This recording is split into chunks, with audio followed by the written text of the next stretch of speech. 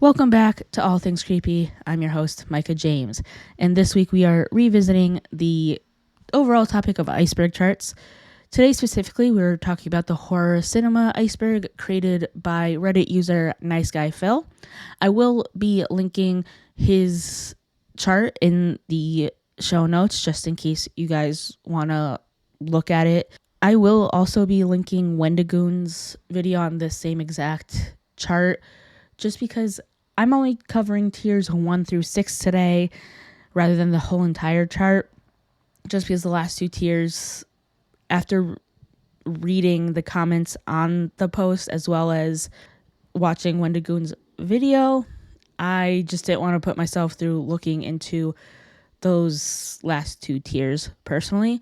So in case you are curious, go ahead and watch Wendigoon's video and or look at this chart. I mean, either way, I still recommend that you watch or look at Nice Guy Phil's chart because it seems like he did actually put work into it. The way that this is going to work is I'll just really be giving you the kind of like synopsis of the movie, and here and there I might pop in and say like, oh, I definitely recommend this one, or I don't recommend it. But otherwise, we're just going through the synopsis of each movie that I'm talking about today. And this is the last thing before we jump into the iceberg. In case you don't know how icebergs work, the top tier typically is the more well-known stuff, while the deeper you go, the less known it is. And in this case, it's the most well-known and the least disturbing, while the deeper you go, the more like shocking and disturbing it is. So don't worry, I will be giving you a heads up before we head into the actual dark waters of this iceberg. So this is not your only warning, but if you don't think that this is going to be the episode for you, I'm not going to be upset if you skip this episode. I'll just see you guys next week for the next episode. But if you want to give it a chance, just stick around because we're about to head into tier 1.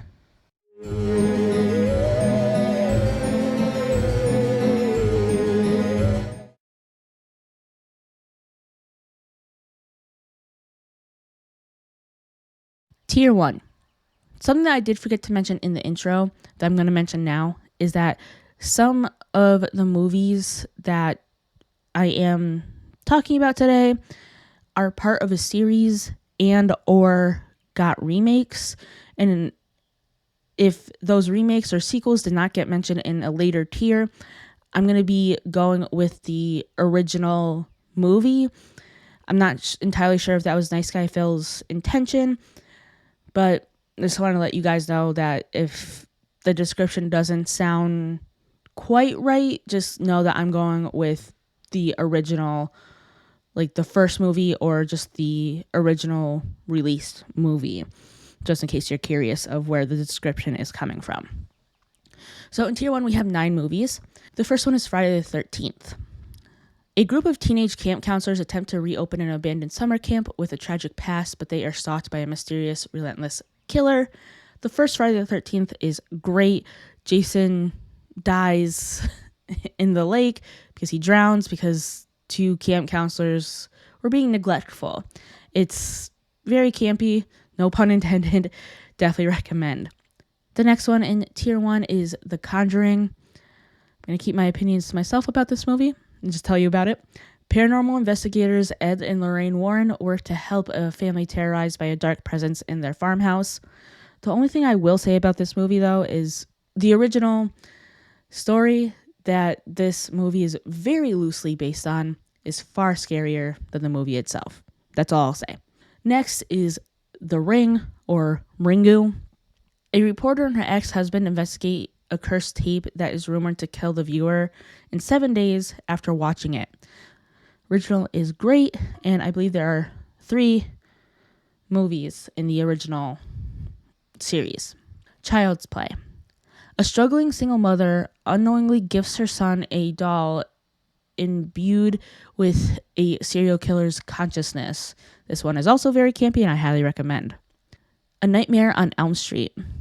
Teenager Nancy Thompson must uncover the dark truth concealed by her parents after she and her family become targets of the spirit of a serial killer with a bladed glove in their dreams, in which if they die, it kills them in real life. This one is great, and you get to see Johnny Depp in a crop top, in case that sweetens the pot for anyone.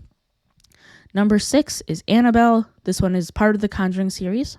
A couple begins to experience terrifying supernatural occurrences involving a vintage doll shortly after their home is invaded by satanic cultists. This is another one where, if you know anything about the story of Annabelle, is scarier than the movie. The next is Scream. A year after the murder of her mother, a teenage girl is terrorized by a masked killer who targets her and her friends by using scary movies as part of a deadly game. This is another very campy, very good movie. I actually highly recommend the whole entire series. Next is Insidious. A family looks to prevent evil spirits from trapping their comatose child in a realm called the Further. And the last one in this tier is The Grudge, or Ju-on. A mysterious and vengeful spirit marks and pursues anybody who dares enter the house in which it resides. I haven't seen this one for a while, but from what I remember, it is great.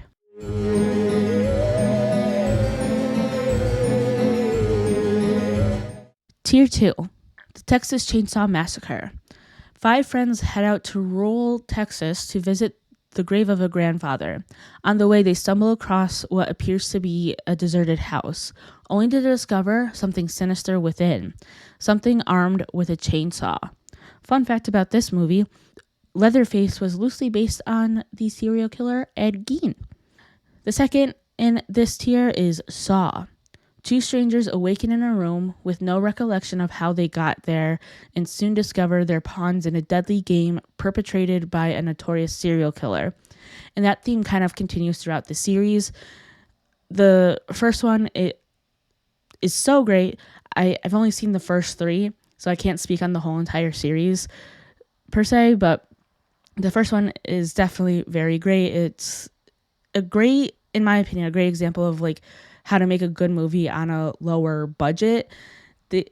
Most of the inside scenes were filmed in like the same little area, the same room, and so it's like I said, a great example of how, in my opinion, to make a lower budget film and still be able to make it great. Next is House of a Thousand Corpses. This is personally one of my favorite films. I love Rob Zombie's movies.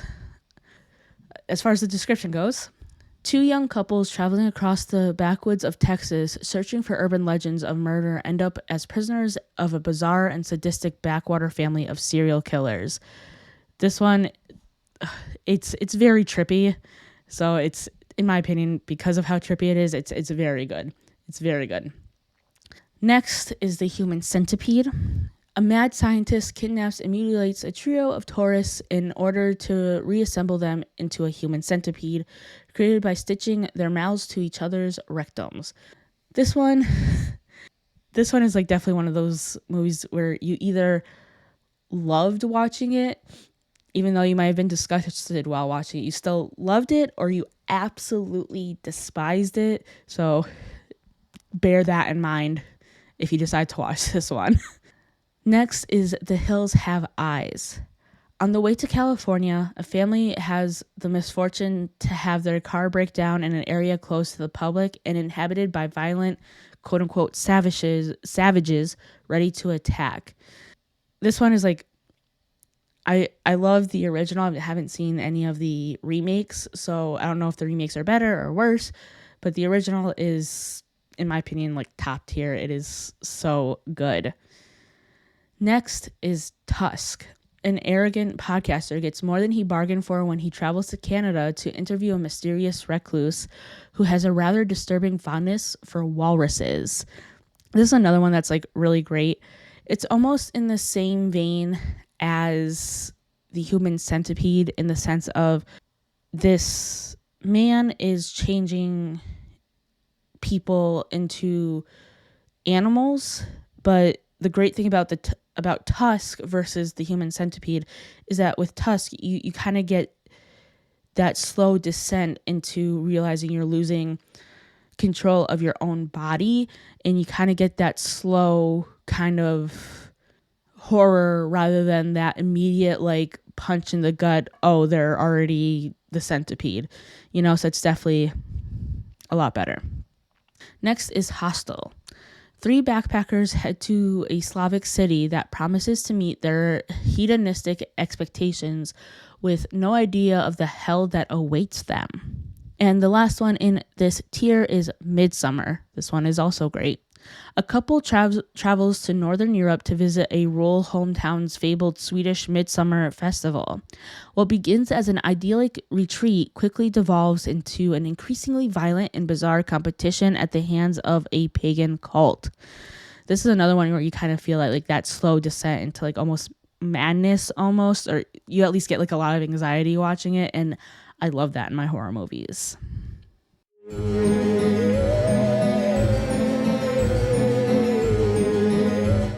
Tier 3. Okay, so this is kind of where we start to like, this could go either way for you. Tier 3, like I said in the beginning, is kind of like the gray area. So proceed with caution with this tier. Salò or 120 Days of Sodom. In World War II Italy, 4 fascist libertines round up 9 adolescent boys and girls and subject them to 120 days of physical, mental, and sexual torture. Next is The Human Centipede 2. Inspired by the fictional Dr. Heater, disturbed loner Martin dreams of creating a 12-person centipede sets out to realize his sixth fantasy. Yeah, so it kind of just becomes more meta like with the next movie.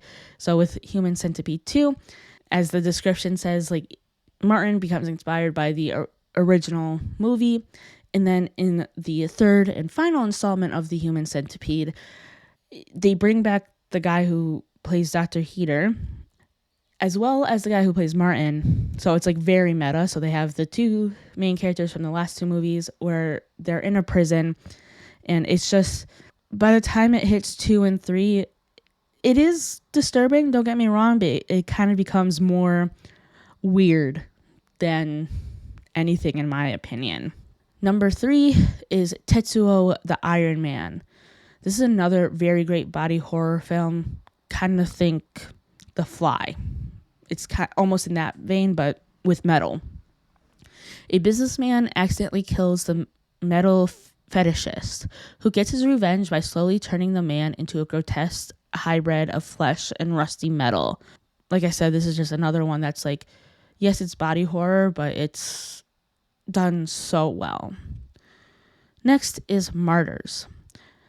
A young woman's quest for revenge against the people who kidnapped and tormented her as a child leads her and a friend who is also a victim of child abuse on a terrifying journey into a living hell of depravity.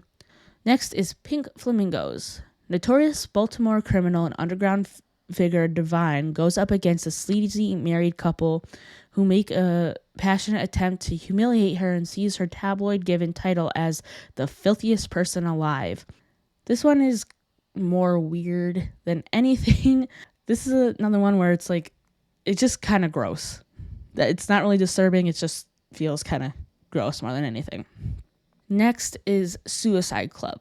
A detective is trying to find the cause of a string of suicides. This one is kind of apocalyptic. The next one you might have heard of because it was trending on TikTok like a few years ago. It's called Sujo Tsubaki. It's also called Midori.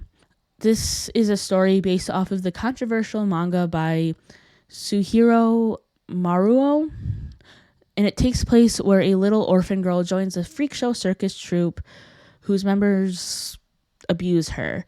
She then finds a glimmer of hope in the enigmatic magician who joins the group.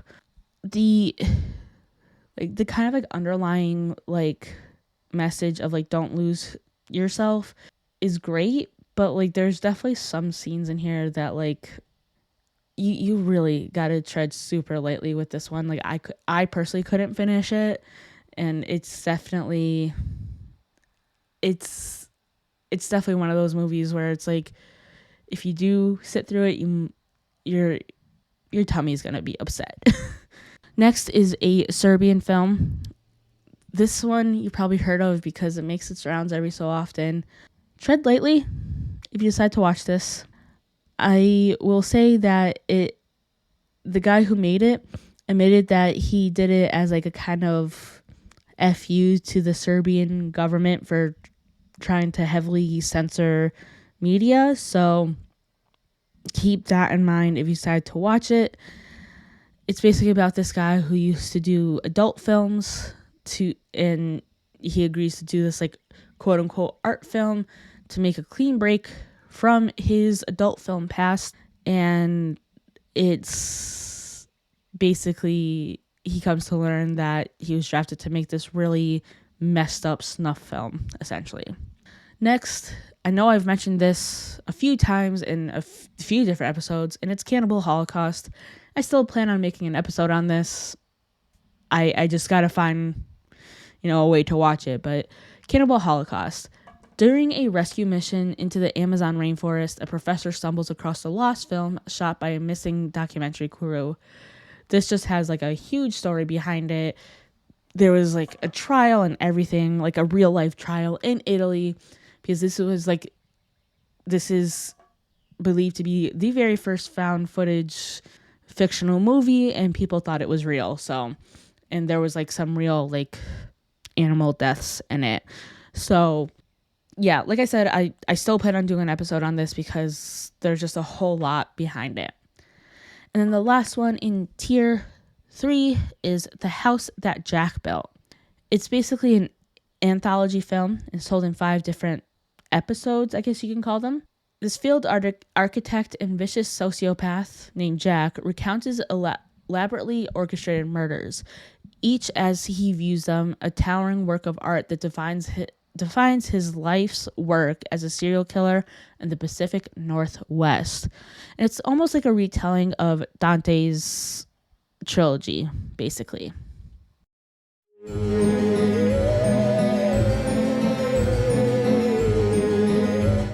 All right, so we are hitting the point of no return. This is the warning. You can try to give the last 3 tiers a chance if you want. But if you don't think that you'll be able to stomach it, that's fine. I will see you guys next week for those who have to turn back now. Otherwise, please tread lightly. You have been warned. So tier 4. We're starting off with a trilogy. I don't know the exact order of it, but it includes Regurgitated Sacrifice, Slaughtered Vomit Dolls, and Slow Torture Puke Chamber. They all basically have essentially the same descriptions. To some extent, there's this young lady who basically has a vomit fetish. That's basically all you need to know about the trilogy. Next is Life and Death of a Porno Gang. An aspiring filmmaker turns to porn after little success, then fails into a pursuit of crime with his band of misfits and suffers the repercussions of their unprecedented journey. Next is Snuff 102. A young reporter fascinated by the urban legend of snuff movies gets more than she bargained for when her deep research begins. Next is August Underground. 2 serial killers go on a murdering rampage as one films the outcome from behind a video camera. Next is Guinea Pig. And I wasn't entirely sure whether Nice Guy Phil was talking about the series or a specific one. So the description I pulled from IMDb is for Devil's Experiment. A duo of guys capture and brutally torture a young girl to the point of piercing her retina. So, yeah, I mean, I want to say like the original series, there's like maybe like 3 of them. I don't know. I didn't look too deeply into it. I'm not going to lie. I know there's a few that are called American Guinea Pig. So take that as you will. Next is Necromantic. A street sweeper who cleans up after grisly accidents brings home a full corpse for him and his wife to enjoy. but is dismayed to see that his wife prefers the corpse over him. Next is Viva la Muerte, or Long Live the Dead. At the end of the Spanish Civil War, Fando, a boy of about 10, tries to make sense of war and his father's arrest. His mother is religious, sympathetic to the fascists. His father is accused of being a Red. Fando discovers that his mother may have aided his father's arrest. Sometimes we witness Fando imagining explanations for what's going on. Sometimes we see him at play or alone with his friend, Therese. Oedipal fantasies and a lad's natural curiosity about sex and death mix with his search for his mother's nature and his father's fate. Will Fando survive the search? So that one might be like the kind of like I did a little bit of a deeper dive into this one, and this might be like the kind of like least disturbing one out of this, or at least one of the least disturbing ones of this tier. All right, I don't know how to pronounce the original title, so I'm not going to try, but it translates to The Melancholy of the Angel. Two friends meet again to share their last days when in an old house where everything happened a long time ago. They gather a group of people, which results in a disastrous turn of events, during which reveals the deepest human depths. Next is Where the Dead Go to Die. A troubled group of children living in the same block are haunted by a talking dog named Labby, who brings them on a surreal hell rides between different dimensions and time periods. I remember watching a video on this one, and I don't remember if it was like an interview or if it was just like a general YouTube video, but I remember something like where like the guy who created this made this based on nightmares he's had while he was like on LSD or something. So if you choose to watch this, bear that in mind, because of like the little clips that I've seen of this movie, definitely seems like a bad LSD trip. Next is Philosophy of a Knife. This one is about the real life history of Unit 731. The general history of Unit 731 is very messed up. I know there are various other podcasts who've covered Unit 731, and there are definitely a lot of books out there too, in case you're interested if you don't want to watch a documentary. Next, and the last one for Tier 4 is Juvenile Crime. This is about the real story of Junko Furuta. May she rest in peace. I do not recommend this one, just not only based on like Wendigoon's video, but just on things that I've read on Reddit about not only her tragic case, but just based on like Reddit comments, just like based on everything that I've read about this movie specifically. This is not the one to watch if you want to know her story. It's just, there's really no point in it, and if you want to know her story, please look into other sources. Tier 5.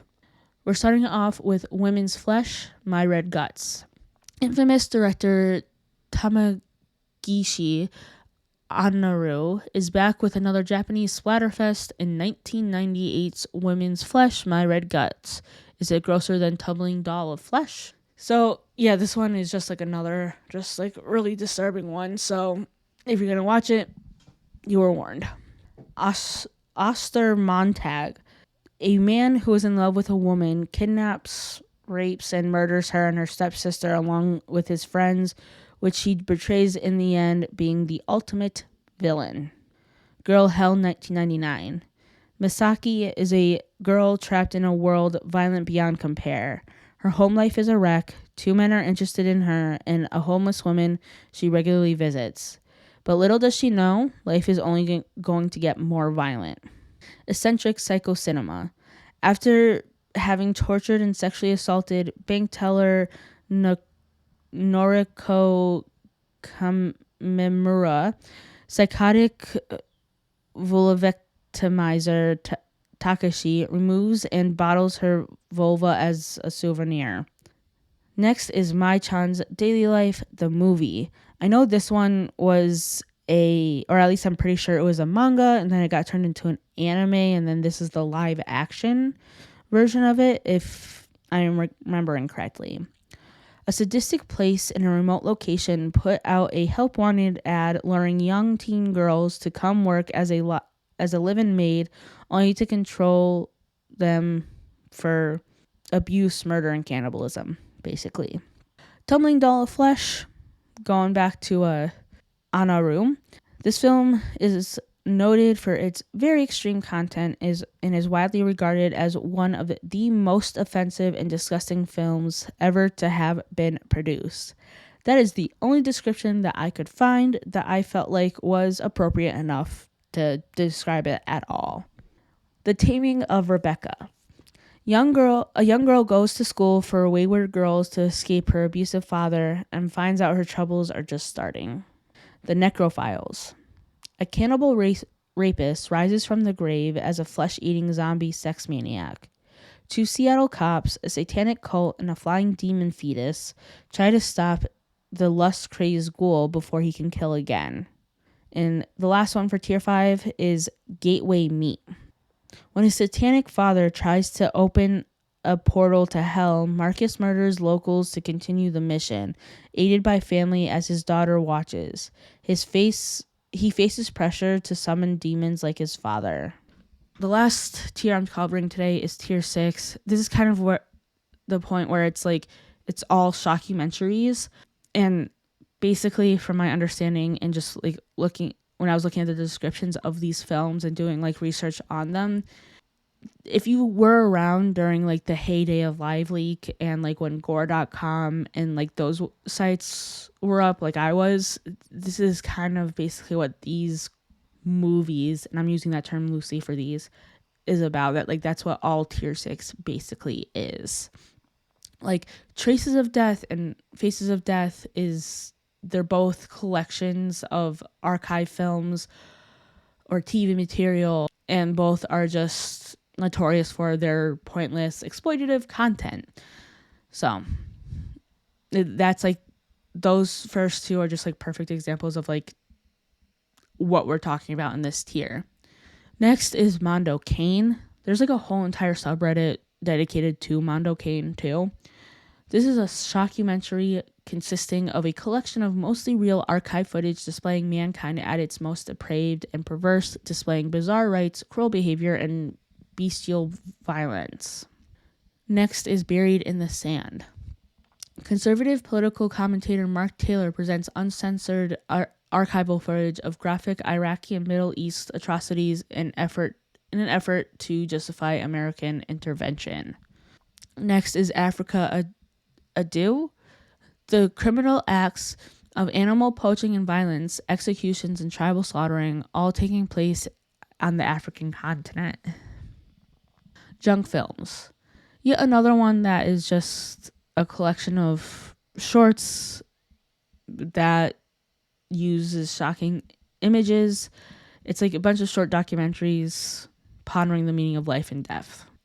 Orozoko the Embalmer. This one's an actual documentary about the grim work of an embalmer in one of the poorest and most dangerous parts of Colombia. Death File Red. This is the 9th film of a popular shock series.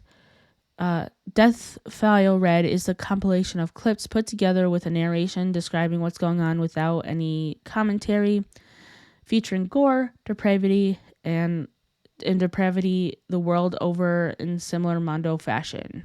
Banned from television. This is a series of videos containing footage of real-life events that were too disturbing for television.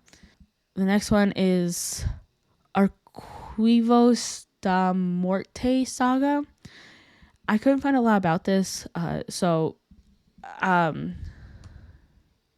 will be linking the post that I got this comment from, but the comment from this particular post, again, which I'm going to be posting in the show notes, Arquivos is from a Brazilian company that bought the old Death File movies and renamed them and gave them DVD releases. all the footage is the same, although I've heard there's more Arquivos, but I can't confirm. Other than that, other than subs, all is the same for the most part. For example, new Death File 1 and 2 is just Atrocidades 1 and 2. Arquivos, the original, is actually Death File 5, and so on. But not all of the Arquivos movies are Death File movies, only some of the series. So again, I'll be linking the post I got that description from. Next is The Dark Side of Porn. Channel 4 presents a season of documentaries exploring the dark reality of the adult film industry. And finally, to round out this episode, is Black Metal Veins, a graphic docudrama detailing the hopeless lives of several young people addicted to heroin. I remember looking into this a little bit, like back when like shock films were like super big in like the late 2000s and early 2010s. And if I remember correctly, please correct me if I am wrong, it's mostly documentary, but there is like some fictionality to it. Like, if I remember correctly, like one of the addicts in the movie dies, but in real life, as far as death goes, she was fine. Like, she, as of, you know, that documentary being released, she wasn't dead, you know? So it's like mostly documentary with some fiction to it.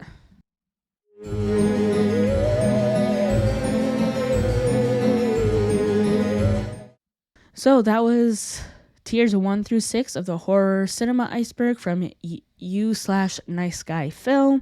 Like I said, I will be linking the actual iceberg chart, Wendigoon's video, as well as the post that I got the description for Arquivos da Morte. I know I'm mispronouncing that, and I'm so sorry.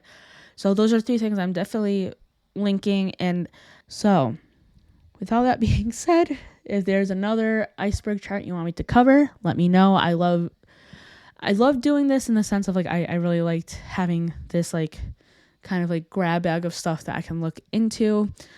Otherwise, I will see you guys next week with another quote unquote lazy episode. It'll definitely be a mood lifter after this week. I'll see you guys next week.